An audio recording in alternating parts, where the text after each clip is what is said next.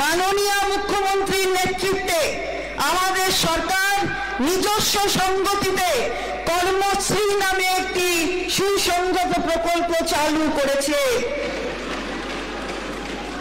এই প্রকল্পে রাজ্য সরকার রাজ্যের প্রত্যেক জব কার্ড হোল্ডারকে বছরে কমপক্ষে 50 দিনের কাজ নিশ্চিত করবে। এই প্রকল্প মে 2024 মাস থেকে শুরু হবে। 2022 সাল থেকে তরুণের স্বপ্ন প্রকল্পে এখন দ্বাদশ শ্রেণীর প্রতিটি ছাত্রছাত্রীকে অনলাইনে পড়াশোনার সুবিধার্থে ট্যাব বা স্মার্টফোন কেনার জন্য এককালীন 10,000 টাকা দিচ্ছি। এখন থেকে আমরা তরুণের স্বপ্ন প্রকল্পের এই আর্থিক সুবিধা একাদশ শ্রেণী থেকেই প্রতিটি ছাত্রছাত্রীকে দেওয়ার প্রস্তাব করছি। এর ফলে এইসব ছাত্রছাত্রী 2 বছর